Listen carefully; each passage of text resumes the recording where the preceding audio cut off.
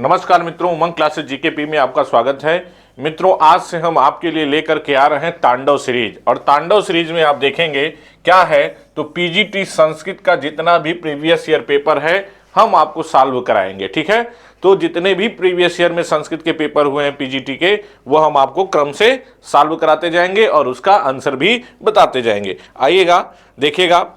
आप क्या करिए, हमारे चैनल को लाइक करिए, सब्सक्राइब करिए उमंग क्लासेस जीकेपी को, ताकि आपको जितने भी पीजीटी के पेपर हैं संस्कृत के वो आपको मिलते रहें। आइएगा, देखें पहला प्रश्न क्या है। तो देखिएगा, तांडव सीरीज में, ये तांडव सीरीज है आपके लिए, और इस तांडव सीरीज में प्रवक्ता का जो 2021 का पेपर है, ये पेपर है 2021 का। जो अभी पिछला पेपर हुआ था वही पेपर है, और उस 2021 के पेपर का ये पहला सवाल आप देखेंगे, लिखा हुआ है आपके सामने लिखा हुआ है कि कस्मिन उदाहरणे चतुर्थी विभक्ति। तो पूछ रहा है किस उदाहरण में चतुर्थी विभक्ति है। तो आप देखिएगा, यहाँ अस्वात लिखा हुआ है, इसमें पंचमी विभक्ति है। यहाँ दुर्जनात लिखा हुआ है, यहाँ भी पंचमी विभक्ति आपको दिख रही है। यहाँ कन्यायी लिखा हुआ है, यहीं आपको कौन सी विभक्ति दिख रही है, चतुर्थी विभक्ति दिख रही है। कह रहा है तस्यै कन्यायी फलम यक्षा। तो कन्यायी में और तस्यै में कौन सी विभक्ति दिख रही है, चतुर्थी विभक्ति दिख रही है। जैसे रमा का रूप चलता है चतुर्थी विभक्ति में रमायी बनता है, उसी तरीके से कन्या का क्या बना है, कन्यायी बना है। तो इस यही विकल्प सही हो जाएगा, तीसरा विकल्प सही हो जाएगा। आइएगा, अगला प्रश्न देखते हैं। कह रहा है श्रोत्रेंद्रियेण शब्दस्य प्रत्यक्षम ज्ञानम भवति। तो कह रहा है, देखिएगा, श्रोतेंद्रिय है, कौन है, स्रोत है, श्रोतेंद्रिय है, स्रोत है, और इससे किसका ज्ञान कर रहा है, शब्दस्य प्रत्यक्षम ज्ञानम। और जब शब्द का, श्रोतेंद्रिय से जब हम शब्द का प्रत्यक्ष ज्ञान करते हैं तो कौन सा सन्निकर्ष होता है, तो देखिएगा समवाय सन्निकर्ष होता है। सन्निकर्ष दो प्रकार के होते हैं, एक लौकिक सन्निकर्ष होता है, एक अलौकिक सन्निकर्ष होता है। आप ये चीज पढ़ेंगे कहां पर, ये पढ़ेंगे आप न्याय में। ठीक है, न्याय का ग्रंथ हमारे सिलेबस में लगा हुआ है, तर्कभाषा। आप तर्कभाषा में पढ़ेंगे पीजीटी में कि ये जो सन्निकर्ष है, ये सन्निकर्ष जो होता है वह दो प्रकार का होता है। एक होता है लौकिक और एक होता है अलौकिक। ठीक है, अलौकिक सन्निकर्ष होता है। तब जब लौकिक सन्निकर्ष में जाएंगे तो लौकिक सन्निकर्ष 6 प्रकार का हो जाता है। तो 6 प्रकार में ही आप देखेंगे, एक क्या है, समवाय सन्निकर्ष, जिसमें श्रोतेंद्रिय से जब शब्द का प्रत्यक्ष होता है तो कौन सा सन्निकर्ष होता है, समवाय सन्निकर्ष होता है। और अलौकिक जो होता है वो 3 प्रकार का होता है। 3 प्रकार का कौन कौन सा होता है, सामान्य ज्ञान और योगज। सामान्य ज्ञान और योगज 3 प्रकार का कौन सा सन्निकर्ष होता है, अलौकिक सन्निकर्ष होता है। यह भी ध्यान रखिएगा, यह भी प्रश्न आपसे पूछ सकता है कि लौकिक सन्निकर्ष कितने प्रकार का, तो कहिएगा 6, और पूछेगा अलौकिक सन्निकर्ष कितने प्रकार का, तो कहिएगा 3 प्रकार का होता है। देखिएगा मित्रों, इसके बाद हम चलते हैं अगले प्रश्न पे। देखते हैं अगला प्रश्न क्या कह रहा है। तो कह रहा है दरिद्रस्य किम शून्यम। दरिद्र का क्या सूना होता है। तो दरिद्र का क्या होता है, सर्वम शून्यम। दरिद्र का सब कुछ सूना होता है। ये मृच्छकटिकम एक ग्रंथ है लगा हुआ पीजीटी में। ठीक है, मृच्छकटिकम जो कि प्रकरण ग्रंथ है, जिसमें 10 अंक हैं, और इसी 10 अंक के प्रकरण ग्रंथ में ये दरिद्र का क्या सूना होता है, यह सुक्ति आई है। तो दरिद्र का सब कुछ सूना होता है, सर्वम शून्यम। ठीक है, आगे देखते हैं अगला प्रश्न क्या कह रहा है। कह रहा वाच्यम वाच्यार्थ इति केसाम आचार्याणाम मतम। तो देखिएगा, वाच्य एवं वाच्यार्थ जो होता है, वाच्य एवं वाच्यार्थ अन्विता विधानवादियों का मत है। किसका है, अन्विता विधानवादियों का मत है। और जो कुछ लोग हैं तो कह रहा है तात्पर्यार्थो अपि केषुचित्, तात्पर्यार्थो अपि केषुचित् पूछे, तात्पर्यार्थो अपि केषुचित् किसका मत है, तो अभिहितान्वय वादियों का मत है। और वाच्य एवं वाच्यार्थ पूछे किसका मत है, तो ये अन्विता विधान वादियों का मत है। ये कहां पर आया है, तो काव्य प्रकाश में आया हुआ है। ठीक है, काव्य प्रकाश में प्रभाकर और कुमारिल भट्ट के मत का उल्लेख करते हुए आपको ये देखने को मिलेगा। चलिएगा आगे आगे देखते हैं अगला प्रश्न क्या कह रहा है। तो अगला प्रश्न है अनियर। ये देखिएगा, ये है प्रत्यय कौन सा, अनियर पूछ रहा है। अनियर अनियर प्रत्यय योगात निष्पन्नम पदम अस्ति। तो अनियर का क्या शेष बचता है, अनीय शेष बचता है। क्या बचता है, अनीय शेष बचता है।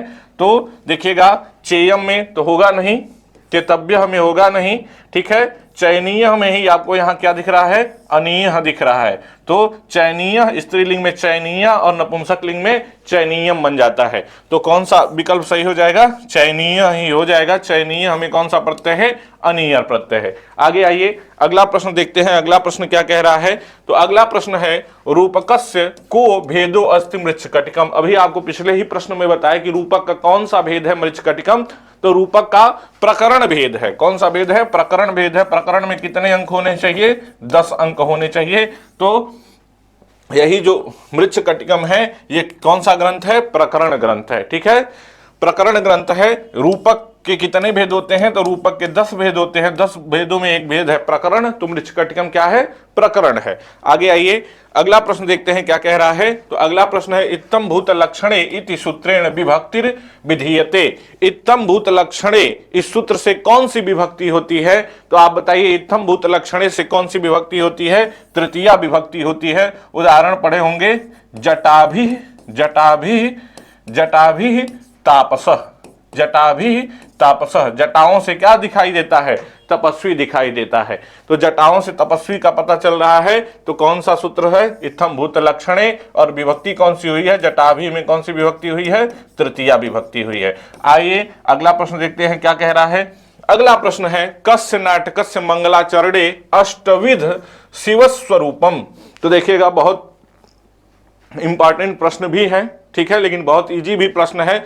अष्टविध शिव का स्वरूप का चर्चा किसके मंगलाचरण में, किस नाटक के मंगलाचरण में किया गया है, तो आपको पता होगा कि कालिदास का एक नाटक है क्या, अभिज्ञान शाकुंतलम। अभिज्ञान शाकुंतलम में अष्टपदा नांदी का प्रयोग किया गया है। कौन सी नांदी है, अष्टपदा नांदी है। अष्टपदा नांदी का प्रयोग किया गया है, जिसको और किस नाम से जानते हैं, पत्रावली नांदी के नाम से भी जानते हैं, जिसमें अष्टविध शिव के स्वरूप का क्या किया गया है, वर्णन किया गया है। शिव की 8 मूर्तियों का क्या किया गया है, वर्णन किया गया है। यह आशीर्वादात्मक मंगलाचरण है। इसमें आशीर्वादात्मक मंगलाचरण का प्रयोग किया गया है। श्रगधरा छंद भी है इसके मंगलाचरण में। आइए अगला प्रश्न देखते हैं क्या कह रहा है। कह रहा है वीणा ही नाम असमुद्रोत्थितम रत्नम इति युक्ति। यह युक्ति कहाँ का है, तो बताइएगा यह युक्ति कहाँ का है। तो यह युक्ति जो है वो है, यह युक्ति किसकी है, चारुदत्त की है। और कहाँ से लिया गया है, तो मृच्छकटिकम में आया है। जब रेभिल का गीत सुनकर के चारुदत्त आता है, तो वही कहता है विदूषक से चारुदत्त कि जो वीणा है वो तो बिना समुद्र के निकला हुआ क्या है, रत्न है। ठीक है, आप देखिएगा जैसे जैसे हम प्रश्न करा रहे हैं, आप यदि इस वीडियो को देख रहे हैं तो आप कमेंट में इसका उत्तर भी देते रहिए, ठीक है, ताकि आप देखें उत्तर देने के बाद कि क्या आपका सही हो रहा है कि नहीं हो रहा है। ठीक है, तो आप उत्तर भी कमेंट में ABC लिखते जाइए। आइए अगला प्रश्न देखते हैं क्या है। अभी हम लोगों का जब तक पेपर है PGT का, तब तक हम कोशिश करेंगे कि पूरा का पूरा प्रीवियस ईयर करा दें और भी बहुत सारे प्रैक्टिस सेट आपको करा दें, और जो इंपॉर्टेंट टॉपिक हैं उनको भी हम आपको कराने का प्रयास करेंगे। आइएगा, लिखा है विशुद्ध सत्व प्रधानया अज्ञान समष्टि उपहितम चैतन्यम किम कथ्यते। तो विशुद्ध सत्व प्रधानया अज्ञानस्य समष्टि उपहितम चैतन्यम किम कथ्यते, तो ये कहाँ का सवाल है, ये वेदांत सार का प्रश्न है। तो वेदांत सार में आप देखेंगे, वेदांत सार में जब अज्ञान इत्यादि से आगे बढ़ेंगे तो यह प्रश्न आपको मिलेगा कि विशुद्ध सत्व प्रधान, ठीक है, अज्ञान समष्टि से उपहित जो चैतन्य है वो अव्यक्त अंतर्यामी जगत कारणम क्या कहलाता है, ईश्वर कहलाता है। चलिएगा आगे, प्राग जीव उपाधि मुक्तम विशुद्ध चैतन्य, ये सब नहीं है। आगे आइए, अगला देखते हैं कि अगला प्रश्न क्या कह रहा है। कह रहा है श्रीमद् भगवद गीतायाः कस्मिन् अध्याये भगवान स्वकीयाम अष्टविधाम प्रकृति प्रोक्तवान। तो अपनी स्वकीय मतलब अपनी अष्टविध प्रकृति का कहां पर उन्होंने वर्णन किया है? तो सातवें अध्याय में उन्होंने क्या किया है? वर्णन किया है। सातवें अध्याय का नाम है ज्ञान विज्ञान योग। क्या है? ज्ञान विज्ञान योग। ज्ञान विज्ञान योग इसका नाम है। देखिएगा गीता के जितने भी अध्याय हैं आप उनको अध्यायों के नाम याद जरूर करिएगा, क्योंकि हर पीजीटी में देखेंगे जो प्रश्न पूछा है कभी कभी यही पूछ दिया है कि गीता के 10वें अध्याय का नाम क्या है, 12वें अध्याय का नाम क्या है। तो कभी भी ये भी प्रश्न आपसे पूछ सकता है। तो गीता के जितने अध्याय हैं उनका नाम भी याद करने की कोशिश करिएगा। आगे देखिएगा, कोशिश मत करिएगा, याद ही करिएगा, क्योंकि प्रश्न तो आने ही आने हैं। देखिएगा कह रहा है सांख्य कारिकानुसारेण सृष्टिर्भवति। सृष्टि कैसे होती है? सांख्य कारिका के अनुसार सृष्टि कैसे होती है? तो कहा है कि सृष्टि कैसे होती है? पुरुष और प्रकृति के संयोग से ही क्या होती है? पुरुष और प्रकृति का जब संयोग होता है तो ही क्या होती है? सृष्टि होती है। देखिएगा ऑप्शन में कहा है पुरुष प्रकृति संयोगात, पुरुष और प्रकृति के संयोग से ही क्या होती है? सृष्टि होती है। आगे आइए, 125 प्रश्न करने हैं हम लोगों को, तो देखते हैं। कह रहा है काव्यस्य षड्विधम प्रयोजनम कस्मिन् काव्य ग्रंथे उक्तम। काव्य का 6 प्रयोजन किस काव्य ग्रंथ में कहा गया है? तो देखिएगा काव्य का जो 6 प्रयोजन है वो किस काव्य ग्रंथ में कहा गया है? काव्य प्रकाश में कहा गया है। आचार्य मम्मट का जो काव्य प्रकाश है उसी में कहा गया है काव्यम यशसे अर्थ किते व्यवहार विधे शिवेतर छते सद्य पर निवृत्त कांता संमित तयोपदेश युजे। तो उसी में कितने प्रयोजन कहे गए हैं? 6 प्रयोजन की बात की गई है। किसमें? काव्य प्रकाश में। आइएगा अगला प्रश्न देखते हैं। कह रहा है पदम ही सर्वत्र गुणैर्निधीयते सुक्तिरियम कस्य ग्रंथस्य वर्तते। तो देखिएगा आपके सिलेबस में पीजीटी में कहीं ये नहीं लिखा गया है कि आपके सिलेबस में रघुवंशम है। क्या है? रघुवंशम सिलेबस में नहीं लिखा है। रघुवंशम आपके सिलेबस में नहीं है, लेकिन आपको सामान्य तौर पे सुक्तियां सारे ग्रंथों की पढ़नी है, क्योंकि जितना आपके सिलेबस में लिखा हुआ उतना तो पूछेगा ही, लेकिन सुक्तियां और सामान्य परिचय वो किसी भी ग्रंथ का पूछ सकता है। तो रघुवंशम की ये सुक्ति है पदम ही सर्वत्र गुणैर निधीयते। ठीक है, यह कहां की सुक्ति है? यह है रघुवंशम की सुक्ति है। आगे आइए अगला प्रश्न देखते हैं क्या है। अगला है कह अन्यादृश एव लोकपाल अपूर्व विबुधपति अदंडकरो धर्मराज अजघन्य प्रचेता। यह किसका विशेषण है? तो आप देखिएगा आपके सिलेबस में लिखा हुआ है एक चंपू काव्य लगा है। चंपू काव्य लगा है। वह चंपू का नाम क्या है? उस चंपू का नाम है कि देखिएगा नल चंपू त्रिविक्रम भट्ट का नल चंपू लगा हुआ है। तो नल चंपू में जब नल वर्णन प्रारंभ होता है तो यह नल की ही विशेषता बताया है कि वह नल कैसा है? तो अन्यादृश एव लोकपाल है और अपूर्व विबुधपति है और अदंड करो धर्मराज है और अजगन्य प्रचेता है। तो यह किसका विशेषण है? नल का विशेषण है। जब आप नल चंपू पढ़ेंगे और जब आप कादंबरी पढ़ेंगे तो जब दोनों के गद्य पढ़ लेंगे तो आप कंफ्यूज हो जाएंगे। तो इस प्रश्न को लेकर के लोग बहुत कंफ्यूज भी हुए थे। तो आप देखिएगा ये विशेषण किसका है? नल का विशेषण है। किसका विशेषण है? नल का विशेषण है। जब नल का विशेषता प्रारंभ होती है तो वहीं नल के बारे में ही ये चर्चा आई हुई है। आगे देखिएगा कह रहा है अतिशयोक्ति ही अलंकारस्य लक्षणम अस्ति। अतिशयोक्ति अलंकार का लक्षण है। तो अतिशयोक्ति अलंकार का लक्षण है सिद्धे अध्यवसायस्य अतिशयोक्तिर निगद्यते। ये जो लक्षण है यह किसका है? अतिशयोक्ति का लक्षण यही है। सिद्धत्वे अध्यवसायस्य अतिशयोक्ति निगद्यते। यह लक्षण किसका है? अतिशयोक्ति का लक्षण है, बाकी कोई नहीं है। ठीक है, आगे देखिएगा अगला प्रश्न देखते हैं। अगला प्रश्न क्या है? कह रहा है सांख्य दर्शने स्वीकृता नाम तत्वानाम संख्या कियंती। सांख्य दर्शन कितने तत्व स्वीकार करता है? तो आप देखिएगा कितने तत्व स्वीकार करता है। सांख्य दर्शन 25 तत्व स्वीकार करता है। योग दर्शन कितना स्वीकार करता है? तो 26 स्वीकार करता है। और सांख्य दर्शन कितना स्वीकार करता है? तो सांख्य दर्शन 25 तत्व स्वीकार करता है। देखिएगा अगला प्रश्न देखते हैं कि अगला प्रश्न क्या कह रहा है। तो अगला प्रश्न है वेदांत मतम अस्ति। वेदांत का मत है मन आत्मेति, मन आत्मा है कि बुद्धि आत्मा है कि अज्ञान आत्मा है कि प्रत्यक्ष चैतन्यम आत्मेति। तो आप देखेंगे कि वेदांत का ये जो मत है, आगे आत्मा के बीच में जब वेदांतसार पढ़ेंगे आप तो बीच में चर्चा होती है कि कुछ चारवाक हैं जो इंद्रिय को आत्मा मानते हैं, कोई अज्ञान को आत्मा मानता है, कोई बुद्धि को आत्मा मानता है, तो बौद्ध जो है वो बुद्धि को आत्मा मानते हैं, कोई मन को आत्मा मानता है। तो उसी में लास्ट में आया है वेदांत का मत कि वेदांत किसको आत्मा मानता है, तो प्रत्यक्ष चैतन्य को क्या करता है, वेदांत आत्मा मानता है। आइए अगला प्रश्न देखते हैं। अगला प्रश्न क्या है, कह रहा है मम्मटानुसारेण काव्य लक्षणम अस्ति। मम्मट के अनुसार काव्य लक्षण है, तो बताइएगा मम्मट के अनुसार कौन सा काव्य लक्षण है। मम्मट का काव्य लक्षण है तद्दोषौ शब्दार्थौ सगुणावनलंकृति ही पुनः क्वापि। और आगे कहा शब्दार्थौ सहितौ काव्यम, ये किसका है, भामह का है। यह किसका है, भामह का है। और वाक्यम रसात्मकम काव्यम, यह किसका है, विश्वनाथ का है, विश्वनाथ का है, विश्वनाथ का है। और रमणीयार्थ प्रतिपादक शब्द काव्यम, यह किसका है, जगन्नाथ का है। किसका है, जगन्नाथ का है। आगे बढ़िए अगला प्रश्न देखते हैं क्या कह रहा है। अगला है आचार्य मम्मटस्य मतानुसारम काव्य शास्त्रे ध्वनि रीति शब्द कुत्र आगतः। तो ध्वनि रीति शब्द, यह जो काव्य शास्त्र में ध्वनि शब्द है, यह कहां से आया हुआ है। तो देखिएगा कहते हैं कि यह जो ध्वनि शब्द है यह कहां से आया हुआ है, तो ध्वनि शब्द जो है वो कहां से आया है, व्याकरण शास्त्र से आया हुआ है। एक लाइन आता है काव्य प्रकाश में, देखेंगे इदम उत्तम अतिशयनी व्यंग्यम वाच्या ध्वनिर्बुधई कथितः। तो यही आया है। तो यहां कहते हैं वृत्ति में बुधई का मतलब क्या है, तो कहते हैं बुधई व्याकरणई। बुधई का अर्थ है व्याकरणई। तो यह जो ध्वनि शब्द है यह कहां से आया है, व्याकरण शास्त्र से आया है।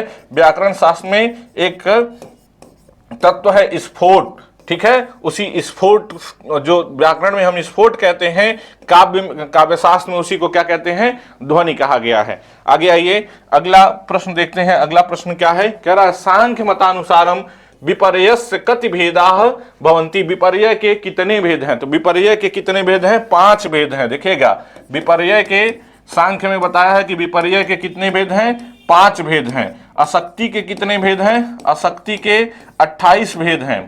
कितने भेद हैं, 28 भेद हैं, ठीक है। तुष्टि के कितने भेद हैं, तुष्टि के 9 भेद हैं। और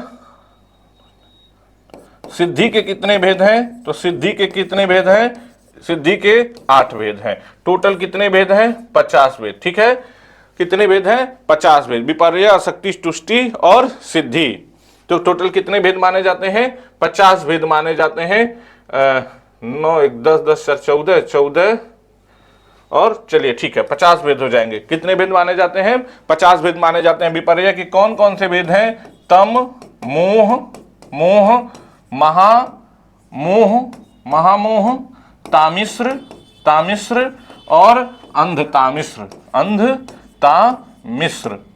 अंधतामिश्र। टोटल कितने भेद हो जाते हैं, टोटल हो जाते हैं 5 भेद हो जाते हैं विपर्य के। आइए अगला प्रश्न देखते हैं। अगला प्रश्न क्या कह रहा है, अगला प्रश्न कह रहा है भू धातोः लुट लकार प्रथम पुरुषैक एक वचनस्य रूपम अस्ति। तो लुट लकार प्रथम पुरुष एक वचन का रूप क्या है, तो भविष्यति है, तो यह भी नहीं है।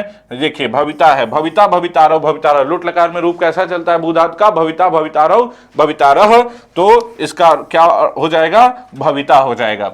आइएगा एक वचन का ही पूछा भी था। शुद्ध वाक्यम अभिज्ञायताम, तो बताइएगा इसमें शुद्ध वाक्य क्या है। तो देखिएगा शुद्ध वाक्य इसमें से कोई नहीं है। यहाँ जो विसर्ग था यदि यही नहीं रहता, केवल ओ रहता, यही वाला होना चाहिए, बस विसर्ग बढ़ गया है। पर ग्रामन देखिएगा परितः है, क्या है, परितः, तो अभितः परितः समयानिक्षा पढ़े न कारक में, अभितः परितः समयानिक्षा हा प्रतियोगे अपि। तो परितः के योग में कौन विभक्ति होती है, या ग्रामम में द्वितीया विभक्ति हुई है। देखिएगा यहाँ ग्रामे है, यहाँ ग्रामस्य है, यहाँ ग्रामस्य, यहाँ षष्ठी होगा नहीं, सप्तमी होगा नहीं, क्या होगा, द्वितीया होगा। तो परितः के योग में द्वितीया विभक्ति होती है। आइएगा अगला प्रश्न देखते हैं क्या है, कह रहा है श्रियः पति श्रीमती शासितुम इत्य अस्मिन् श्लोकांशे श्रियः पति अस्ति। श्रियः पति है, श्रियः पति कौन है, तो श्रियः पति का अर्थ क्या है, लक्ष्म्याः पति, लक्ष्मी के पति। यहाँ पर जो श्रियः पति आया है यह किसके लिए आया है, लक्ष्मी के पति के लिए आया है। क्या है, श्रियः पति श्रीमती शासितुम। तो ये देखेंगे वंशस्थ छंद में लिखा हुआ वंशस्थ, वंशस्थ छंद में लिखा हुआ, वंशस्थ छंद में लिखा हुआ ये मंगलाचरण है, मंगलाचरण है। किसका मंगलाचरण है? तो शिशुपाल वध का। किसका है? शिशुपाल वध का मंगलाचरण है। ठीक है। श्रियपति श्रीमती शासितुम जगत जगत निवासो वसुदेव सदमन वसंत दर्शावतंतम परात हिरण्यगर्भांग भुवम मुनिम हरि, यह उसी का मंगलाचरण है। चलिए मित्रों, इसी तरीके से आप ध्यान रखिएगा कि हम आपका पूरा का पूरा ये प्रैक्टिस सेट करा रहे हैं। तो इस प्रैक्टिस सेट में आप बस यह सहयोग करिए कि हमारे चैनल को लाइक करिए, सब्सक्राइब करिए, और आपके जो भी मित्र पीजीटी की तैयारी कर रहे हैं उन तक यह वीडियो पहुंचाइए ताकि उनके लिए भी कुछ सहायता हो सके। आइएगा मित्र, अगला प्रश्न देखते हैं क्या है। तो कह रहा है वैधि इत्यस्य कः स्त्री प्रत्यय प्रयुक्तः, वैधि में कौन सा स्त्री प्रत्यय प्रयुक्त है? तो देखिएगा प्रत्ययों में आपके सिलेबस में स्त्री प्रत्यय भी लगा हुआ है। स्त्री प्रत्यय में वैधि में पूछ रहा है कौन सा प्रत्यय है, तो एक सूत्र आता है सारंग्रवाद्यो ङीन, जिसमें सारंग्रवी, वैधि और ब्राह्मणी इन तीनों शब्दों में कौन सा प्रत्यय होता है? ङीन प्रत्यय होता है। देखिएगा ये इस तरीके से नहीं होगा, यहाँ पे बगल में बिंदी होगा। ठीक है, इस तरीके से बगल में बिंदी होगा, क्योंकि यही तो सब लोग कंफ्यूज रहते हैं। कौन सा प्रत्यय होगा? ङीन प्रत्यय होगा। कौन सा प्रत्यय होगा? ङीन प्रत्यय होगा। आइएगा अगला प्रश्न देखते हैं। अगला प्रश्न क्या है? तो वेदांत सारे स्थूल शरीरस्य संज्ञा अस्ति। देखिएगा स्थूल शरीर, सूक्ष्म शरीर, इन सबकी संज्ञा बताया है कि वेदांत सार में कि कौन सी संज्ञा होती है। तो इसका अन्नमय कोश होता है। कौन सा कोश होता है? अन्नमय कोश होता है। और अवस्था कौन सी होती है? जागृत अवस्था होती है। अवस्था पूछे कौन सी होती है, तो जागृत अवस्था होती है। कोश कौन सा होता है? अन्नमय कोश होता है। किस शरीर का? स्थूल शरीर का। आइएगा अगला प्रश्न देखते हैं क्या है। अगला प्रश्न कह रहा है रस निष्पत्ति विषय अभिनव गुप्तस्य सिद्धांतो अस्ति। तो देखिएगा रस निष्पत्ति का सिद्धांत है, जिसमें 4 आचार्य आते हैं। 4 आचार्यों में आप देखेंगे भट्ट लोलट का नाम आता है, भट्ट लोलट का नाम आता है, लोलट का नाम आता है, शंकुक का नाम आता है, शंकुक का नाम आता है, भट्ट नायक का नाम आता है, भट्ट नायक का नाम आता है। और इसके बाद देखेंगे किसका नाम आता है? अभिनव गुप्त का नाम आता है। तो देखेंगे भट्ट लोलट ने क्या कहा? उत्पत्तिवाद का सिद्धांत दिया, उत्पत्तिवाद का सिद्धांत दिया। शंकुक ने किसका दिया? अनुमितिवाद का सिद्धांत दिया। और भट्टनायक ने किसका दिया? भट्टनायक ने भुक्तिवाद का सिद्धांत दिया। किसका दिया? भुक्तिवाद का सिद्धांत दिया। और अभिनव गुप्त ने किसका सिद्धांत दिया? अनुमितिवाद का सिद्धांत दिया। किसका सिद्धांत दिया? अनुमितिवाद का सिद्धांत दिया। तो आइए देखिएगा लिखा हुआ है रसानुमितिवाद रसोत्पत्तिवाद। उत्पत्तिवाद किसका है? तो अभी आपको बताया कि भट्ट लोलट का है। भुक्तिवाद किसका है? भट्टनायक का है। और अभिव्यक्तिवाद ये अनुमितिवाद है। अनुमितिवाद किसका है? शंकुक का है। और अभिव्यक्तिवाद किसका है? यही है किसका? अभिनव गुप्त का है। ठीक है, तो आगे आइए अगला देखते हैं। अगला प्रश्न क्या कह रहा है? अगला प्रश्न की तरफ बढ़ते हैं। कह रहा है त प्रत्यय विधि सूत्रम अस्ति। तो त प्रत्यय विधि सूत्रम अस्ति पूछा था, कुछ प्रत्ययों का विधि सूत्र पूछा था कि उनका विधि सूत्र क्या है। तो नपुंसकी भावे त, ठीक है, नपुंसकी भावे त प्रत्यय जब भाव अर्थ में होते हैं तो किस लिंग में होते हैं? नपुंसक लिंग में होते हैं। नपुंसकी भावे त सूत्र से ये हुआ है। आगे आइए अगला प्रश्न देखते हैं क्या कर रहा है। लिम्पति तमो अंगानि वर्षति वांजनम नभः इत्यत्र को अलंकार। तो बहुत प्रसिद्ध अलंकार है। इसमें आप देखेंगे उत्प्रेक्षा अलंकार, मन्ने संख्य आदि शब्द आते हैं। ठीक है, जहां संभावना की जाती है वहां कौन सा अलंकार होता है? उत्प्रेक्षा अलंकार होता है। तो लिम्पति तमो अंगानि वर्षति वांजनम नभः। और यह आया हुआ कहां का श्लोक है? मृच्छ कटिकम का श्लोक है, मृच्छ कटिकम का श्लोक है। और आप देखेंगे मृच्छ कटिकम का यह श्लोक भी है। और यह काव्य प्रकाश में आप देखेंगे कि उत्प्रेक्षा के उदाहरण के रूप में भी आया हुआ है। आगे आइए अगला प्रश्न देखते हैं क्या कह रहा है। अगला प्रश्न है अग्निर अनुषुणः कृतकत्वात् जलवत् अत्र कृतकत्वात् कीदृशो हेत्वाभास। तो देखिएगा हेत्वाभास होता है 5 प्रकार का। उस 5 प्रकार के हेत्वाभास में कौन कौन सा है? असिद्ध, विरुद्ध, अनैकांतिक, प्रकरण सम और कालात्यापदिष्ट। ठीक है, तो यह जो उदाहरण है यह किसका है, कालात्यापदिष्ट का उदाहरण है। इसके उदाहरण को आपको क्या करना पड़ेगा, हेत्वाभास जरूर पढ़ के जाइएगा जब भी पेपर देने जाइएगा पीजीटी का, क्योंकि हेत्वाभास थोड़ा सा कठिन पड़ता है। और यदि आपको न समझ में आए कि किस तरीके से उसमें हेतु होते हैं, किस तरीके से उसमें प्रतिज्ञा होती है, तो बस आप क्या करिए, पूरा का पूरा रट जाइए। आप एक तरफ उसके लक्षण लिख लीजिए, एक तरफ उसके उदाहरण लिख करके थोड़ा सा रट जाइए। आगे आइए, अगला प्रश्न देखते हैं क्या कह रहा है। कह रहा है श्री केशव मिश्रस्य मते साक्षात्कारी प्रमा का, साक्षात्कारी प्रमा का, तो साक्षात्कारी प्रमा आत्मजा नहीं, क्या होती है, इंद्रियजा होती है। साक्षात्कारी प्रमा क्या होती है, इंद्रियजा होती है। आगे आइए, अगला प्रश्न देखते हैं क्या कह रहा है। अगला प्रश्न है सृष्टुर आज्ञा सृष्टि का।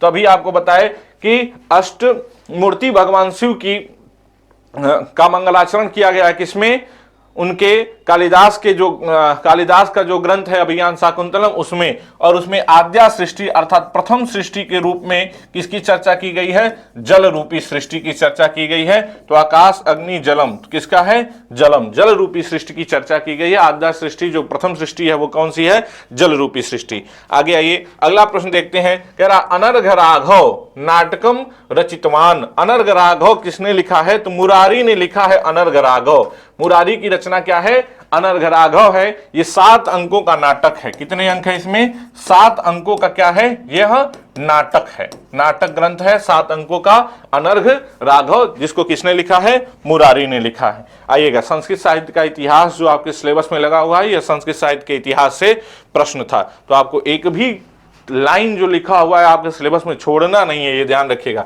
चित्रगुह इति पदे समासो अस्ति। चित्रगुह में कौन सा समास है, तो चित्रगुह में बहुब्रीहि समास है। चित्रा गाव यश, जिसके पास चितकबरी गाय है वह व्यक्ति, उसको क्या कहते हैं, चित्रगुह कहते हैं। तो इसमें कौन सा समास है, बहुब्रीहि समास है। आगे आइए, अगला कह रहा है साहित्य दर्पणानुसारम लक्षणाया कियंतो भेदा।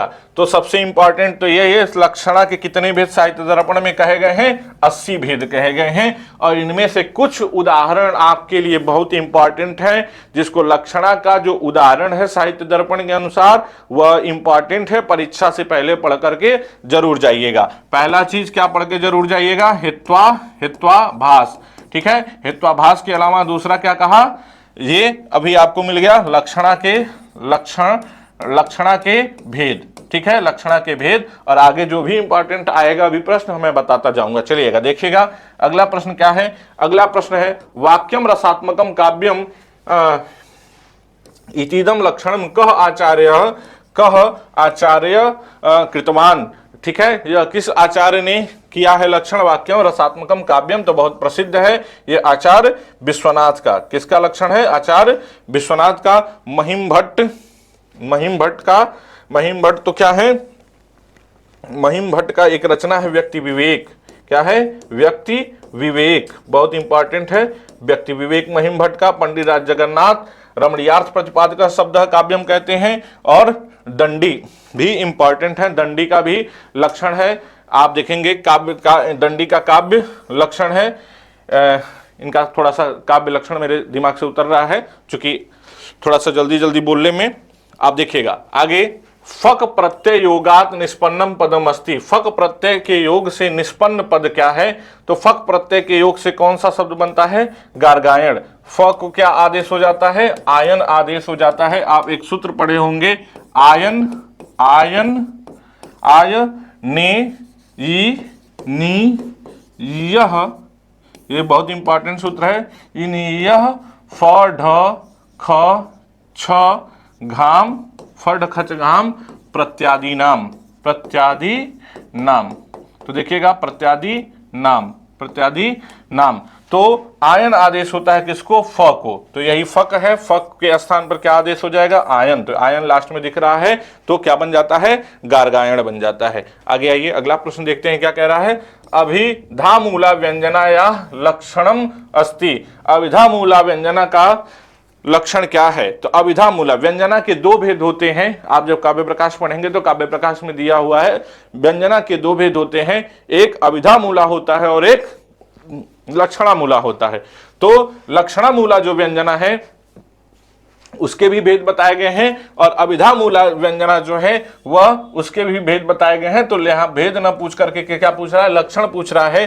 तो अनेकार्थ से शब्द से संयोगाद्य नियंत्रते, अनेकार्थ जो शब्द हैं उनका संयोग आदि के द्वारा एक अर्थ में जो लक्षणा नियंत्रित करती है उसी को क्या कहते हैं, अभिधा मूला व्यंजना कहते हैं। जो व्यंजना नियंत्रित करती है उसको क्या कहते हैं, अभिधा मूला व्यंजना लक्षणम अस्ति। तो उसी का क्या है, यह लक्षण है। अनेकार्थ शब्द संयोगादि नियंत्रते, ये पूरा श्लोक है। आगे आइए अगला प्रश्न देखते हैं। अगला प्रश्न क्या कह रहा है, कह रहा है उपमान उपमेयो अभेदे सत्य अलंकारो भवति। जहां उपमान और उपमेय का अभेद होता है वहां कौन सा अलंकार होता है, तो आपको भी पता है कौन सा अलंकार होता है, रूपक अलंकार होता है। आगे आइए अगला प्रश्न देखते हैं क्या है, कह रहा है गौर जलपति इतीदम उदाहरणम कस्याह लक्षणायाह निदर्शकम। देखिएगा ये बहुत इंपॉर्टेंट था, साहित्य दर्पण के अनुसार आया हुआ है, तो बहुत इंपॉर्टेंट है। बहुत सारे लोगों से ये गलती हुई थी कि यह लक्षणा का कौन सी लक्षणा होगी इसमें, तो प्रयोजनवती गौड़ी साध्यवसाना, यहाँ सरोपा है, सरोपा नहीं होगा, क्या होगा, साध्यवसाना लक्षणा का ये क्या है, उदाहरण है, क्या, गौर जलपति। चलिएगा अगला प्रश्न देखते हैं। अगला प्रश्न क्या है, अगला प्रश्न है राघव पांडवीयम कस्य रचना अस्ति।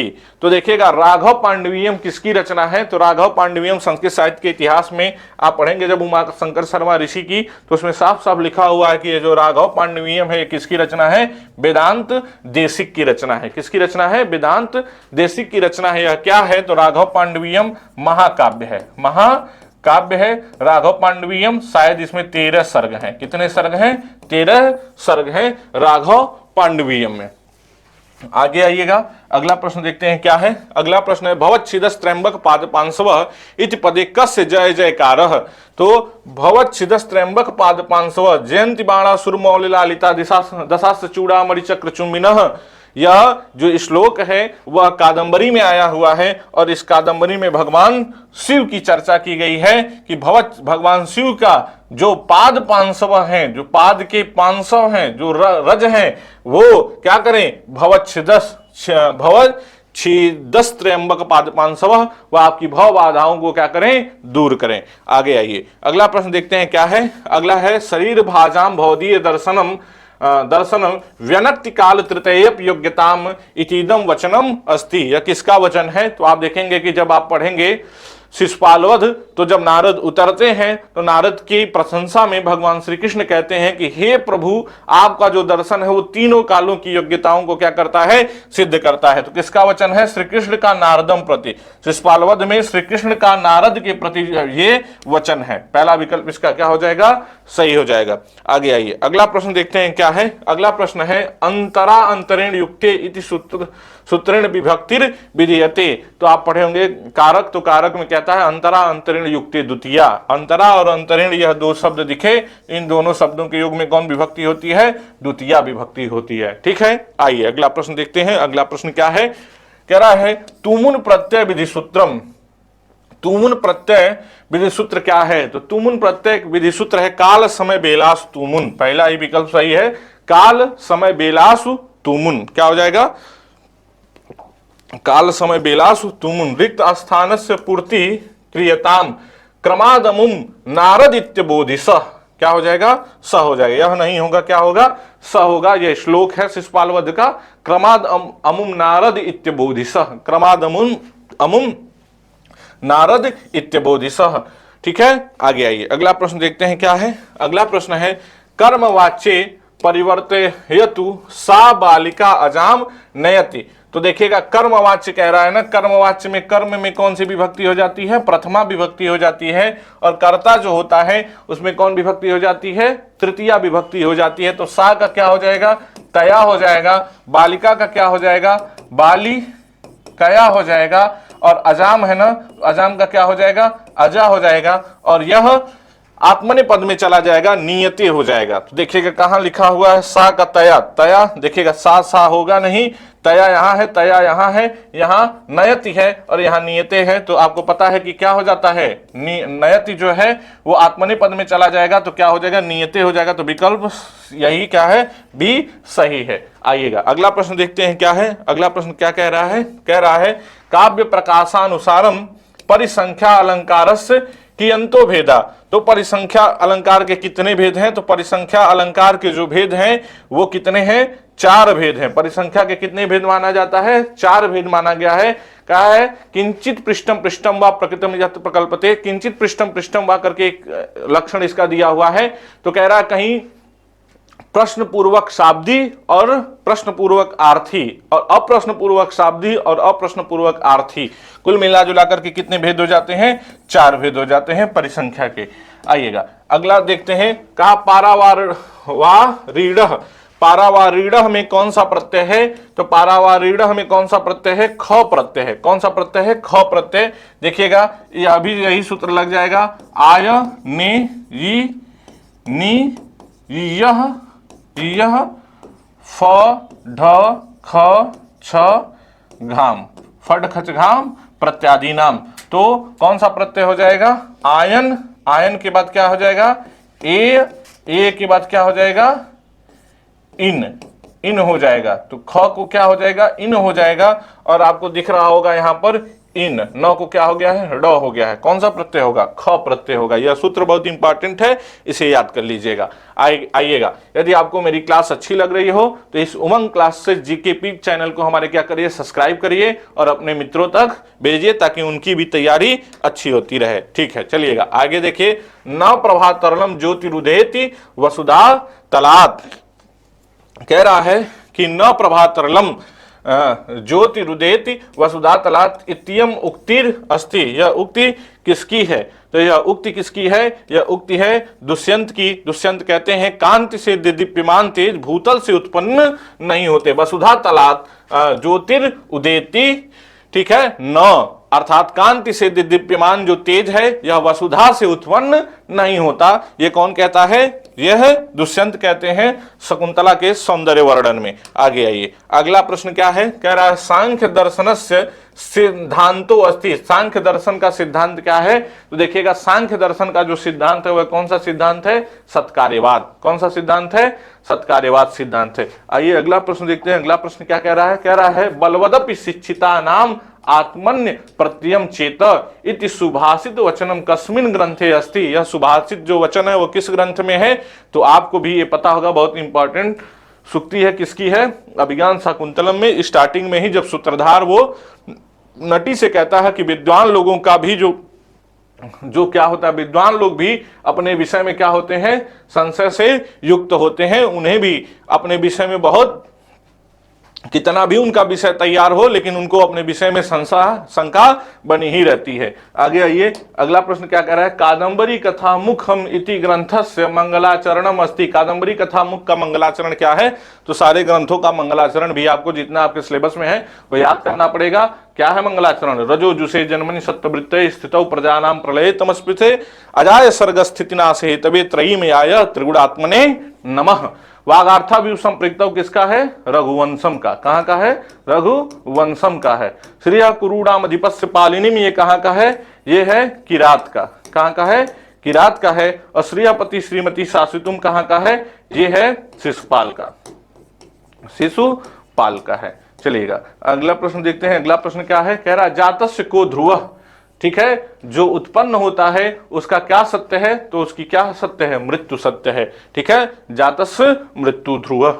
आगे आइए, कहा सवर सेनापति नाम किम आसीत। सवर सेनापति का नाम क्या है, तो आप कादंबरी कथामुख पढ़ेंगे तो सुख बताता है, जो तोता है वो बताता है कि जो सवर सेनापति था उसका क्या नाम था, मातंग नाम था। क्या नाम था, मातंग नाम था। आगे आइए अगला प्रश्न देखते हैं। कह रहा है प्रासंगिकम प्रदेशस्थम चरितम किम कथ्यते। तो प्रासंगिकम जो प्रदेशस्य चरितम किम कथ्यते, तो क्या कथ्यते, प्रकरी कथ्यते। ठीक है, पताका और प्रकरी दो भाग होते हैं। जो पताका कथानक होता है वो दूर तक जाता है थोड़ा, और जो प्रकरी होता है वो कम दूर तक जाता है।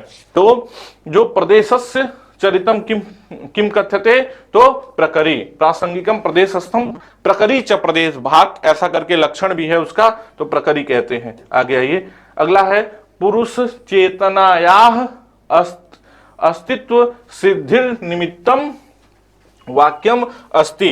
तो देखिएगा, पुरुष चेतनाया अस्तित्व सिद्धि निमित्तम वाक्यम अस्ति, तो पुरुष चेतना का यह जो निमित्त वाक्य है वो है क्या, भोक्ति भावात कैवल्यार्थ प्रवृत्तिश्च। क्या है, भोक्ति भावात कैवल्यार्थ प्रवृत्तिश्च। देखिएगा, पुरुष के चेतना का चेतनाया अस्तित्व सिद्धि, पुरुष है, पुरुष अस्तित्व सिद्धि, पुरुष है, इसकी सिद्धि के लिए, ठीक है, क्या कितने हेतु दिए गए हैं, तो पुरुष है इसकी सिद्धि के लिए हेतु दिए गए हैं 5 ठो। कितने दिए गए हैं, 5। और पुरुष बहुत की सिद्धि के कितने हेतु दिए गए हैं, पुरुष बहुत सिद्धि के 3 हेतु दिए गए हैं। जब ये सांख्य पढ़ेंगे आप तब आपको समझ में आएगा कि ये 5 और 3, उसका पूरा श्लोक दिया हुआ है, उस श्लोक से आप समझ लीजिएगा। ठीक है, आगे आइए, अगला प्रश्न है, देखिएगा लिखा हुआ है अत्र शुद्ध वाक्यम अस्ति। इसमें शुद्ध वाक्य कौन सा है, तो आप देखेंगे शुद्ध वाक्य कौन सा है, सह के योग में, यहाँ सह के योग में पितु हुआ है तो यह होगा नहीं। यहाँ शिष्यात दुर्जनात् शिष्यात को अर्थ सहजनकेन सह भ्रमति, तो सह के योग में तृतीया विभक्ति होती है, सह साकम सार्धम समम के योग में, तो यही तीसरा विकल्प क्या हो जाएगा, सही हो जाएगा। आइएगा अगला प्रश्न देखते हैं। अगला प्रश्न क्या कह रहा है, अगला प्रश्न है कि नल चंपू काव्यस्य कर्ता कह। तो देखिएगा, 2 चंपू काव्य लिखा गया है, किसके द्वारा, त्रिविक्रम भट्ट के द्वारा। एक नल चंपू, एक मदालसा चंपू, मदालसा चंपू, 2 चंपू काव्य लिखे गए हैं, एक नल चंपू और एक मदालसा चंपू। तो नल चंपू के रचयिता कौन है, त्रिविक्रम भट्ट हैं। आइएगा अगला प्रश्न देखते हैं क्या कह रहा है, नादेयम इत्यस्य प्रयुक्त कह प्रत्यय, तो फिर वही सूत्र, आयनीय फटकचगाम प्रत्यादि नाम, तो नादेय में कौन सा प्रत्यय हो जाएगा, ढक प्रत्यय हो जाएगा। कौन सा प्रत्यय हो जाएगा, ढक प्रत्यय हो जाएगा। ढक में क की संज्ञा हो जाएगी, केवल क्या शेष बचेगा, ढ शेष बचेगा। ठीक है, फिर वही सूत्र लगा देंगे, आयनीय फटकचगाम प्रत्यादि नाम, तो आप देखिएगा ढ प्रत्यय होता है नादेयम में। अगला प्रश्न है, नास्ति अपादान संज्ञा विधायकम सूत्रम, कह रहा है अपादान संज्ञा विधायक सूत्र कौन सा नहीं है, वित्रार्था नाम भय हेतु पराजेर सोढ़ वारणार्था नाम इप्सित स्पृहे रिप्सित। तो देखिएगा, स्पृहे रिप्सित संप्रदान करता है, क्या करता है, संप्रदान करता है। स्पृह स्पृहा जिसकी होती है तो उसमें कौन सी विभक्ति हो जाती है, चतुर्थी विभक्ति होती है, संप्रदान कारक होता है और चतुर्थी विभक्ति होती है। पुष्पेभ्य स्पृहयति, यही आप इसका उदाहरण पढ़ेंगे, पुष्पेभ्य स्पृहयति। और यवेभ्यो गाम वारयत पढ़े होंगे, वारणार्था नाम इप्सितः का। पराजेर सोढ़ का पढ़े होंगे, अध्ययनात् पराजयते। और भित्रार्था नाम भयहेतु का पढ़े होंगे, चोरात बिभेति। ठीक है, आगे आइए, अगला प्रश्न देखते हैं, कुशलः इति उदाहरणम अस्ति। कुशल किसका उदाहरण है, तो कुशल का क्या हुआ है, अर्थ विस्तार हुआ है। पहले कुशल आने में जो सक्षम था उसको कुशल कहते थे, और आज किसी को कार्य करने में कुशल है तो आपको क्या कह दिया जाता है, कुशल कह दिया जाता है। तो अर्थ क्या क्या हुआ है, विस्तार हुआ है। आगे कह रहा है, रमणीय खल्व विधिर विधिना खल्व विधिर विधिना विषम वादिता कस्य यम युक्ति। तो आप देखेंगे यह अभिज्ञान शाकुंतलम में आई हुई है, ये अभिज्ञान शाकुंतलम की सूक्ति है। और कौन कहता है, तो सानुमति कहती है कि, क्या कहती है सानुमति, कि यह बड़ा सुंदर अवधि थी पर भाग्य ने इसे क्या कर दिया, बिगाड़ दिया। भाग्य ने इसे क्या कर दिया, बिगाड़ दिया। यह किसकी उक्ति है, सानुमति की उक्ति है। आगे आइए, आगे कह रहा है, चकाशतम चारु चमूर चर्मणा अत्र चमूरु पदेन कस्य पशु संकेत। चमूरु पद से किस पद का, किस पशु का क्या हो रहा है, संकेत हो रहा है। तो शिशुपाल वध पढ़ेंगे, शिशुपाल वध में यह श्लोक आया हुआ है। इसमें चमूरु का अर्थ है क्या, धेनु मृगस, क्या अर्थ है, मृगस। मृग, चमूर किसे कहते हैं, मृग को कहा गया है। आगे आइए, अगला प्रश्न देखते हैं क्या कह रहा है। अगला प्रश्न कह रहा है, वयम फलानि खादामः इत्यस्य वाक्यस्य कर्मवाच्ये रूपम अस्ति। तो कर्मवाच्य में रूप क्या होगा, तो वयम है ना, तो वयम का क्या हो जाएगा, अस्माभि। वयम का क्या हो जाएगा, यह होगा नहीं, अस्माभि कहाँ कहाँ है, 2 जगह है। तो अस्माभि हो गया। और फलानि है तो फलम फले फलानि, फलम फले फलानि। तो यदि यह कर्मवाच्य होगा तो इसमें प्रथमा होगा तो भी इसका फलानी ही हो जाएगा। तो यही विकल्प, अब देखिए इसके अलावा तो कोई मिल ही नहीं रहा है, और यहाँ खादाम है तो यहाँ खाद्यंते भी हो गया, तो विकल्प बी सही हो जाएगा। ठीक है, आगे आइए। सांख्य दर्शानुसारम करणम कतिविधम, तो करण कितने प्रकार का होता है? करण 13 प्रकार का होता है, जिसमें 3 अंतःकरण होता है और 10 बाह्य करण होता है। तो त्रयोदश विधम, कितने करण हैं? त्रयोदश करण हैं। चलिएगा अगला प्रश्न देखते हैं, कह रहा है न्याय सूत्रानुसारेण प्रमाणानि सन्ति, तो न्याय सूत्र के अनुसार प्रमाण कितने हैं? 4 प्रमाण हैं। कौन से? प्रत्यक्ष, अनुमान, उपमान और शब्द। कितने प्रमाण माने गए हैं? 4 प्रमाण माने गए हैं। आइए अगला प्रश्न देखते हैं, क्या कौन सा प्रश्न है? अगला प्रश्न कह रहा है बाणभट्टस्य पितुर्नामासीत्, बाणभट्ट के पिता का क्या नाम है? तो आप कादंबरी पढ़ेंगे तो पूरी इनकी वंशावली दी हुई है, और इस वंशावली में बाणभट्ट के पिता का नाम क्या बताया गया है? चित्रभानु बताया गया है।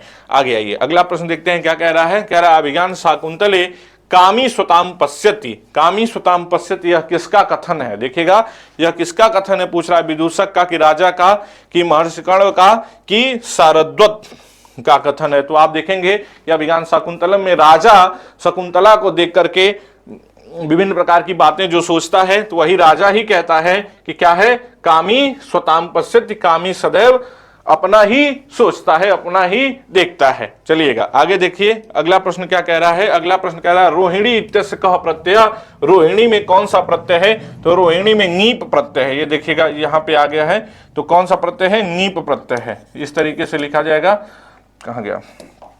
इस तरीके से लिखा जाएगा नीप प्रत्यय, नीप प्रत्यय है। ठीक है, रोहिणी में कौन सा प्रत्यय है? नीप प्रत्यय है। रोहिणी रोहिता, शेनी शेता, हरड़ी हरिता, वर्णात अनुदात्तात उपधातु न, ऐसे करके एक सूत्र है, उसी से होता है। वर्णवाची शब्द है रोहिणी, इस नाते इसमें कौन सा प्रत्यय हो जाएगा? नीप प्रत्यय हो जाएगा। वैकल्पिक बनता है तो रोहिणी भी बनता है और रोहिता भी बनता है। ठीक है, हरड़ी भी बनता है, हरिता भी बनता है, शेनी भी बनता है, श्वेता भी बनता है। चलिएगा नीप प्रत्यय योगात, यहां भी देखिए गलती हो गया है, नीप प्रत्यय योगात निष्पन्नम पदम अस्ति, कौन सा पद निष्पन्न है? नीप प्रत्यय से बना हुआ शब्द कौन है? तो कौन सा है? नदी है। नदट शब्द है। टिट ढाड़े द्वैश दधनत मात्र तप तयप ठक ठैंक क्वर्पः, एक सूत्र है, उसी सूत्र से नदट शब्द से, क्योंकि नदट में ट की संज्ञा हो जाती है, इस नाते टित है, टित होने के नाते कौन सा हो जाएगा? नीप प्रत्यय हो जाता है और बन जाता है नदी। देवट से देवी बन जाता है। ठीक है, नर्तकी पदे प्रत्ययो अस्ति, नर्तकी पद में कौन सा प्रत्यय है? तो नर्तकी पद में नीस प्रत्यय है। देखिएगा विकल्पेन नीस, तो विकल्प से नीस नहीं होता है, सामान्य प्रकारेण नीस हो जाएगा। क्या हो जाएगा? सामान्य प्रकारेण नीस प्रत्यय हो जाएगा। आइए अगला प्रश्न देखते हैं, क्या कह रहा है? कह रहा है अभिज्ञान शाकुंतलम इति नाटके नांदी अस्ति, तो अभी आपको बताया कि अभिज्ञान शाकुंतलम में कौन सी नांदी है? अष्टपदा नांदी है, जिसे और किस नाम से जानते हैं? पत्रावली नांदी के, पत्रावली नांदी के नाम से जानते हैं। द्वादश पदा नांदी कहाँ है? तो द्वादश पदा नांदी है किसमें? तो उत्तर राम चरितम में। कहाँ है? उत्तर राम चरितम में। चलिएगा आगे देखते हैं अगला प्रश्न क्या है। अगला प्रश्न है धनंजय कीदृशो वायु प्रकार, धनंजय किस प्रकार, धनंजय कीदृशो वायु प्रकार, तो धनंजय जो वायु प्रकार है, धनंजय जो वायु है वो क्या करता है? तो धनंजय वायु जो होता है वो क्या करता है? पोषण कर, क्या करता है? पोषण कर। देखेंगे कि जो 5 प्रकार की वायु मानी गई है, उसके अतिरिक्त कुछ आचार्य और भी 5 प्रकार की वायु मानते हैं, नाग, कुर्म, कृकल, देवदत्त और धनंजय। तो उस में धनंजय जो वायु है वो क्या करती है? पोषण कर करती है, पोषण करती है। आइएगा अगला प्रश्न देखते हैं क्या है। अगला प्रश्न है सांख्य कारिकानुसारेण पुरुष बहुत्वम अनुमीयते, पुरुष बहुत्वम अनुमीयते। तो देखिएगा पुरुष बहुत्व के लिए एक कारिका आई है, जनन मरण करना नाम प्रतिनियमात अयुगपत प्रवृत्ति, ऐसे करके आई है। तो क्या हो जाएगा? अयुगपत प्रवृत्ति हो जाएगा। सांख्य बहुत्व सिद्धि के लिए कौन सा हो जाएगा?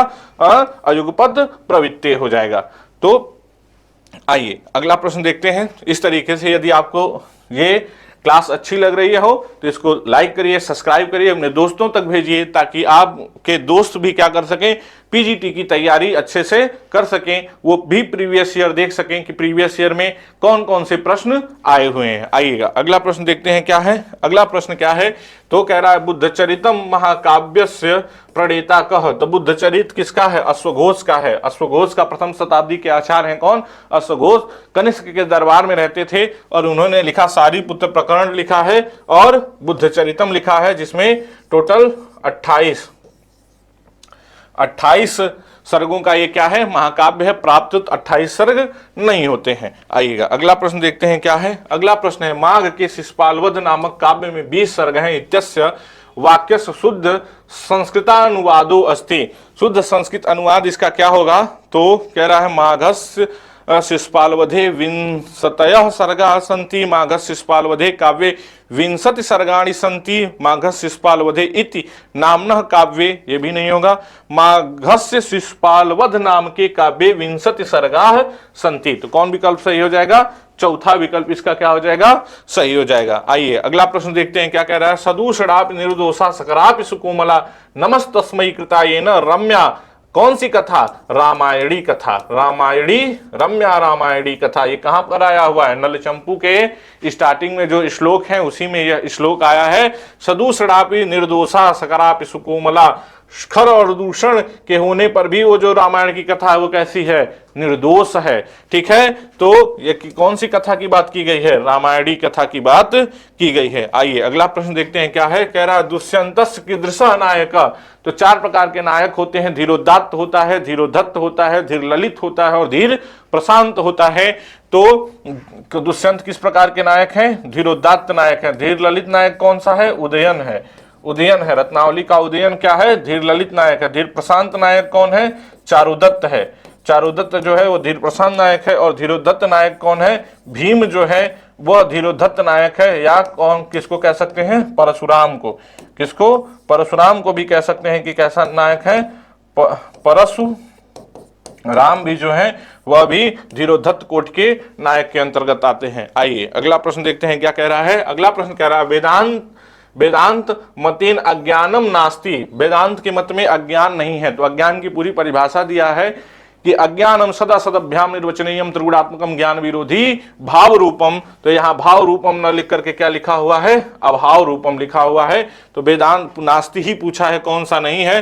तो त्रिगुणात्मक भी है, सद असदभ्याम निर्वचनीयम भी है, भाव रूपम भी है, कौन सा नहीं है? अभाव रूपम नहीं है। आइए अगला प्रश्न देखते हैं क्या है।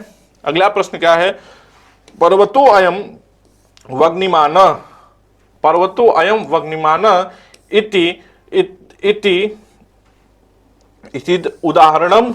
उदाहरणम कस्य प्रमाणस्य। तो पर्वतो अग्निमान देखेंगे कि अनुमान प्रमाण पढ़ेंगे तो अनुमान प्रमाण के 2 भेद होते हैं। एक स्वार्थानुमान होता है और एक परार्थानुमान होता है। परार्थानुमान के 5 भेद होते हैं। प्रतिज्ञा हेतु, उदाहरण, उपनय और निगमन। उसमें प्रतिज्ञा का ये लाइन जो है वो किसका है? प्रतिज्ञा है कि जो पर्वत है वो क्या है? अग्निमान है। तो क्या हो जाएगा? अनुमान प्रमाण का ये हो जाएगा। ठीक है, किस प्रमाण का है? अनुमान प्रमाण का है। आगे आइए, कह रहा है डिंबादे स्वकीय रूप वर्णने को अलंकार। तो देखिएगा ये लक्षण किसका है? स्वभावोक्ति डिंबादे स्वकीय रूप वर्णनम किस अलंकार का उदाहरण है? स्वभावोक्ति का उदाहरण है। आइएगा अब अगला प्रश्न देखते हैं। कितने प्रश्न हो गए? 82 हो गए। टोटल 125 प्रश्न हम लोगों को करने हैं।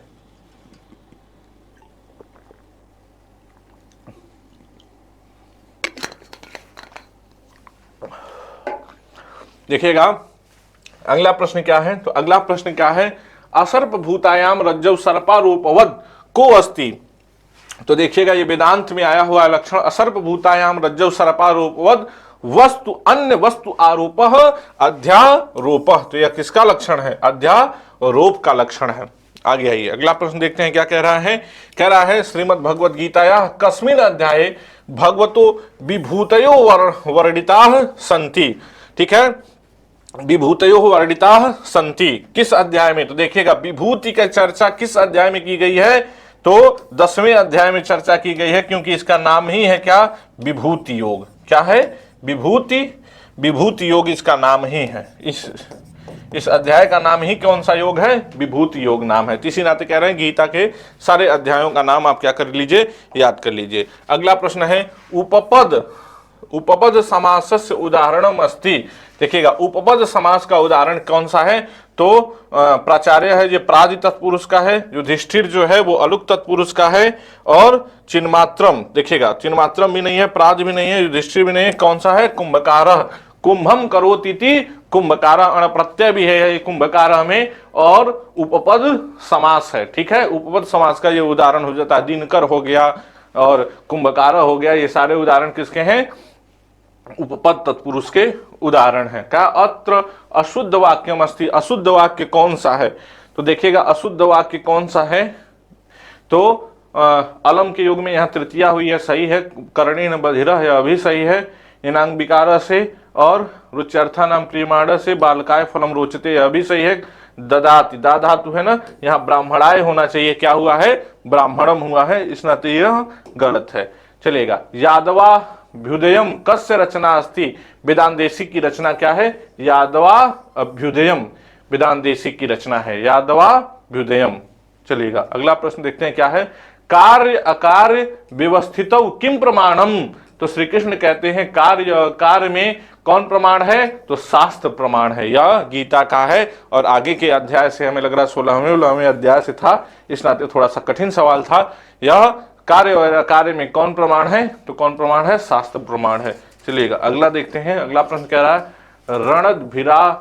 रणद्भिरा घटनया नभस्वतः पृथक विभिन्न श्रुति मंडल स्वरैः, यह कह रहा श्लोकांशे अस्मिन् नभस्वतः इति पदस्य अर्थो अस्ति। इस पद का क्या अर्थ है? तो नभस्वद किसको कहते हैं? नभस्वद किसको कहते हैं? वायु को कहते हैं। जो नभ में चलता है उसको नभस्वद कहते हैं, वायु को कहा गया है नभस्वद, ये शिशुपाल वध में आया हुआ है। चलेगा सांख्य दर्शनानुसारम केसाम वृत्ति आलोचन मात्र मिश्रते। आलोचन का अर्थ क्या है? प्रकाशन, प्रकाशन। तो प्रकाशन कौन करता है? प्रकाशन करती है ज्ञानेन्द्रिया। तो क्या हो जाएगा? ज्ञानेन्द्रिया नाम। आगे आइए अगला प्रश्न देखते हैं क्या है। कह रहा मृच्छ कटके वसंत सेनायाः दर्शनम सर्व प्रथमम कस्मिन अंके भवति। वसंत सेना का दर्शन सर्वप्रथम किस अंक में हुआ है? तो देखेंगे वसंत सेना का दर्शन सर्वप्रथम किस अंक में हुआ है? प्रथम अंक में ही हुआ है। सकार पीछा करते हुए वसंत सेना का जाता है तो अंधेरी रात रहती है, तो वहीं सबसे पहले पता चलता है किसका? वसंत सेना का। तो वसंत सेना का दर्शन किस अंक में हुआ है? प्रथम अंक में हुआ है। अगला प्रश्न कह रहा है कादंबरी मितिरिच्य बाणभट्टस्य द्वितीयम गद्य काव्यम किम। कादंबरी के अतिरिक्त बाणभट्ट का द्वितीय गद्य काव्य क्या है? तो कादंबरी के अतिरिक्त द्वितीय गद्य काव्य क्या है? हर्षचरितम। कादंबरी क्या है? कथा है, और हर्षचरित क्या है? ये आख्यायिका है, आख्यायिका है। कथा और आख्यायिका का लक्षण भी आपको याद करना पड़ेगा, जो साहित्य दर्पण में दिया हुआ है, अभी बहुत पूछता है। आगे आइए अगला कह रहा है वीरता स्वविद्याध्यासु यार्थो बुद्धते परः सा वृत्ति व्यंजना। किसकी व्यंजना? यह व्यंजना का क्या है? साहित्य दर्पण के अनुसार लक्षण है। किसका लक्षण है?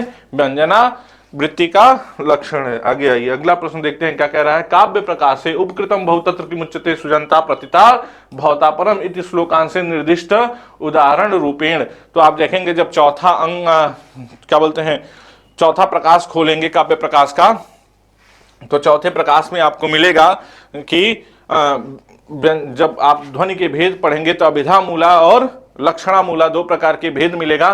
तो लक्षणा मूला जो क्या बोलते हैं ध्वनि है, उसे अविवक्षित वाच्य भी कहते हैं। उसके दो भेद हो जाते हैं, एक अर्थांतर संक्रमित हो जाता है और एक अत्यंत तिरस्कृत हो जाता है। यह जो उपकृतम बहुतत्र किमुच्यते सुजनता प्रतिता भवता परम है, यह किसका उदाहरण है? अत्यंत तिरस्कृत वाच्य ध्वनि का क्या है? उदाहरण है। आगे आइए अगला प्रश्न देखते हैं क्या कह रहा है। कह रहा है संस्कृत प्रायो नटाश्रय वाग व्यापारो किम कथ्यते। तो किस वृत्ति में होता है? तो आप देखेंगे भारतीय वृत्ति जो होती है उसमें संस्कृत प्रधान होता है। भारतीय वृत्ति में संस्कृत प्रधान होती है। कौन सी वृत्ति? भारतीय वृत्ति। चार प्रकार की वृत्ति होती है, कैसे की? आर्भटी, भारती और सात्वती। तो उसमें भारतीय वृत्ति जो होती है वो संस्कृत प्रायो वाग व्यापारो नटाश्रय होती है। चलिएगा अगला देखेंगे। अगला प्रश्न क्या कह रहा है, रजो जुषे इत जन्मनि सत्यवृत्ते अस्मिन वाक्यांशे रजो जुषे इत पदे का विभक्ति। तो रजो जुषे में कौन सी विभक्ति है, तो आप देखेंगे रजो जुषे जन्मनि सत्यवृत्ते, यह कादंबरी का मंगलाचरण है। और रजो जुषे में जो विभक्ति है वो कौन सी विभक्ति है, चतुर्थी विभक्ति हुई है। रजो जुषे में कौन सी विभक्ति है, चतुर्थी विभक्ति है। उसके मंगलाचरण में देखेंगे तो साफ साफ लिखा हुआ है कि रजो जुषे में चतुर्थी विभक्ति है। कह रहा नल चंपू काव्यानुसारम प्रसन्ना कांतिहारिण्यो नाना श्लेष विचक्षणा वाच्य मुखे गृहे स्त्रिय कस्मात् कारणात् भवंती। तो श्लोक नलचंपू के मंगलाचरण में ही, मंगलाचरण के जस्ट बाद देखेंगे आया हुआ है कि प्रसन्ना कांतिहारिण्यो नाना श्लेष विचक्षणा वाच्य मुखे गृहे स्त्रिय। ठीक है, वाणी मुख में और घर में स्त्रियां ये कैसे प्राप्त होती हैं, बड़े पुण्य से प्राप्त होती हैं। ठीक है, तो यह कहां का है, नलचंपू का आया हुआ है। आगे देखिएगा, आगे कह रहा है बला बला बले पाद पाद धुनापि पूर्ववत प्रबाद्यते तेन जगत जिगीषुड़ा शतीव योषित प्रकृति सुनिश्चला पुमान समभ्येति भवांत रेस्वपि को अलंकार। इसमें कौन सा अलंकार है, तो यह शिशुपाल वध के लास्ट में आपको मिलेगा। यह सुक्ति बहुत पूछता है। ठीक है, यह सुक्ति आपको कहाँ मिलेगा, शिशुपाल वध में। और इसमें कौन सा अलंकार है, तो सामान्य, ये अर्थांतरन्यास है। सामान्यम वा विशेषो वा तदंतेन समर्थते, यह अर्थांतरन्यास का लक्षण है, तो अर्थांतरन्यास अलंकार इसमें हो जाता है। ठीक है, अगला प्रश्न देखते हैं। अगला प्रश्न क्या कह रहा है, अगला प्रश्न कह रहा है कि रामायणे सबरी वृत्तांत कह। तो रामायणी का जो सबरी वृत्तांत है वो क्या है, प्रकरी है।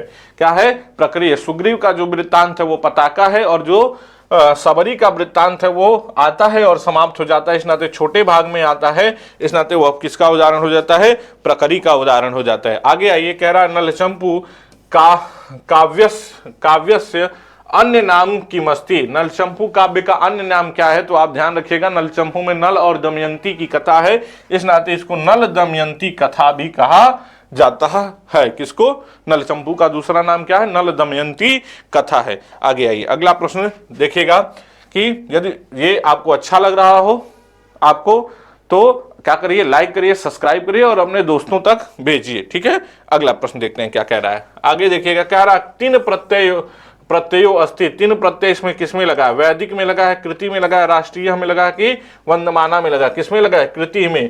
कृ धातु से तीन प्रत्यय करके क्या बन गया है, कृति।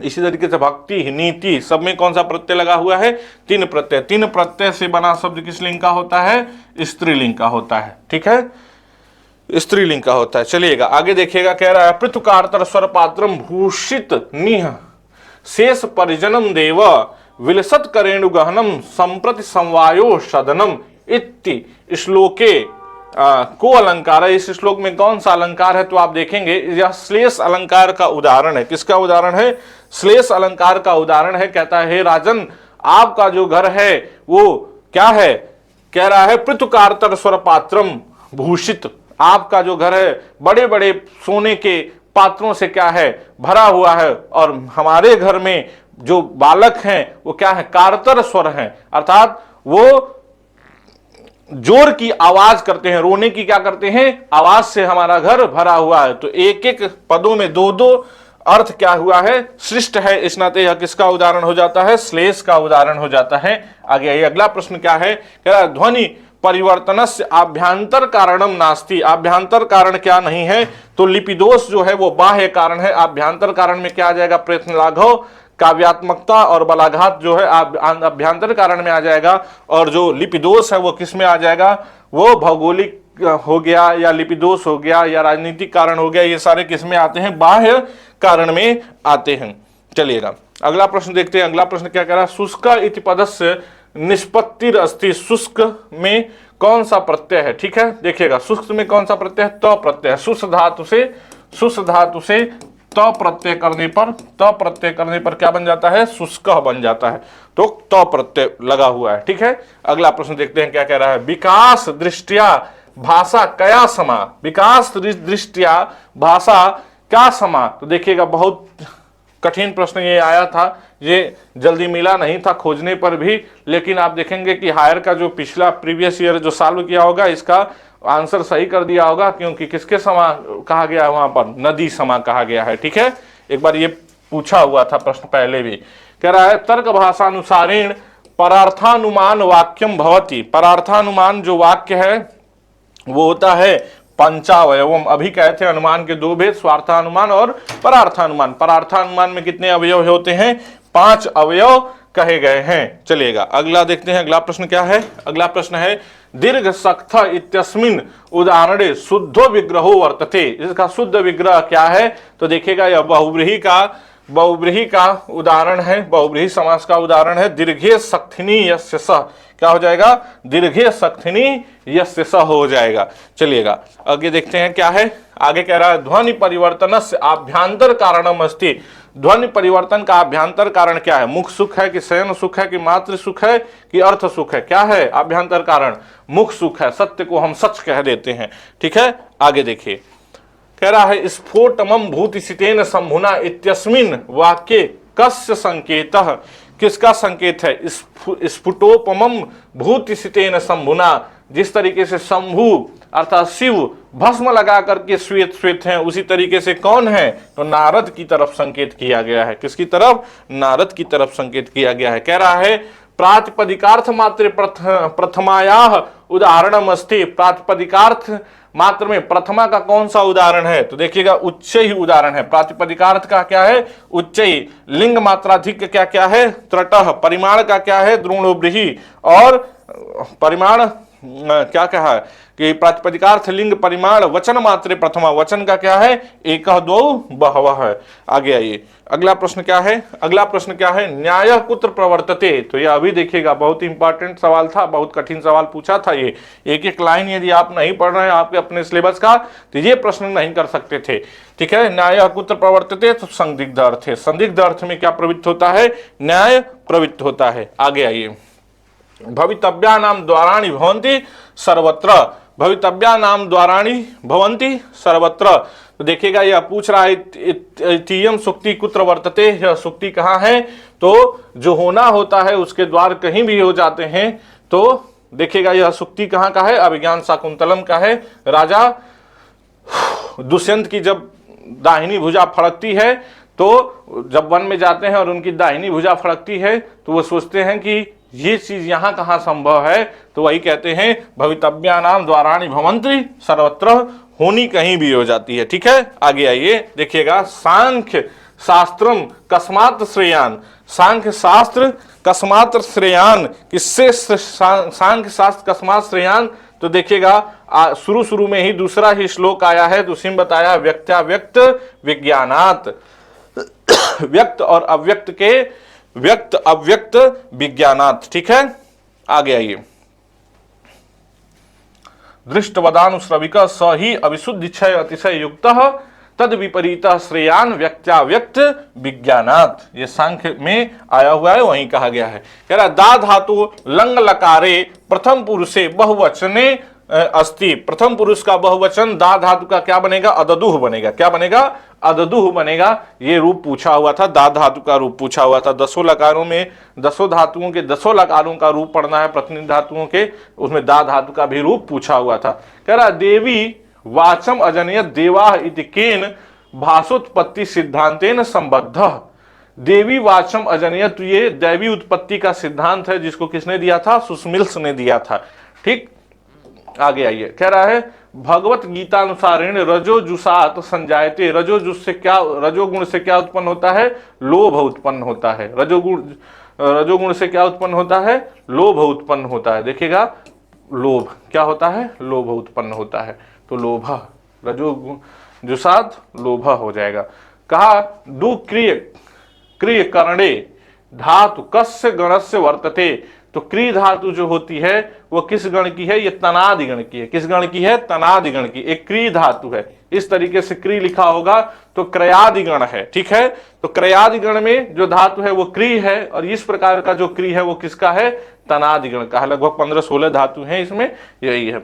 चलिएगा अगला देखिएगा, कह रहा है साहित्य दर्पणे नव पलाश वनम पुरः स्फुट पराग पराग पंकजम इति श्लोकांश निर्दिष्ट उदाहरण रूपेण, मतलब कौन सा इसमें अलंकार है? देखिएगा पलाश पलाश 2 बार आया है, कौन सा अलंकार है? यमक अलंकार है। ठीक है, आगे आइए अगला प्रश्न देखते हैं क्या है। कदापि सत्पुरुषा शोक वक्तव्या न भवति कस्येयम उक्ति ही, यह उक्ति किसकी है? तो कह रहा है विदूषक की उक्ति है। कहता है सज्जन व्यक्ति कभी भी शोक के पात्र नहीं होते, सज्जन व्यक्ति कभी भी शोक के पात्र नहीं होते। ये राजा दुष्यंत से कहता कौन है? विदूषक कहता है। तो यह किसका कथन है? विदूषक का कथन है। आगे आइए अगला प्रश्न देखते हैं क्या है। अगला प्रश्न है पिसंग मौंजी युजम अर्जुन छवि वसान मेड़ा जिनम अर्जुन द्युति अत्र वासवसानम अस्मिन पदे कह प्रत्यय। तो देखिएगा वसानम में पूछा है कौन सा प्रत्यय है? वसानम।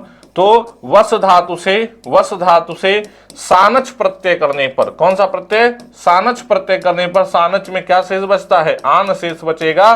तो कौन सा प्रत्यय हो जाएगा? वसानम में रडउल को यू को अक होता है। ठीक है, अक होता है। लप में आगे उपसर्ग रहना चाहिए, उपसर्ग रहना चाहिए, अभी नहीं होगा, अण है नहीं, और क्या हो जाएगा? सानच हो जाएगा। चलिएगा अगला प्रश्न देखते हैं क्या कहता है। अगला प्रश्न क्या है कि काव्य प्रकाशाभिमतम अवरम काव्यम किम, काव्य प्रकाश के अनुसार अवर काव्य कौन सा है?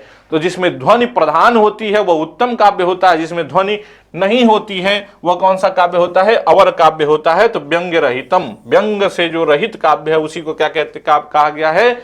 अवर काव्य कहा गया है। अवरम व्यंग रहितम। ठीक है, आगे आइए।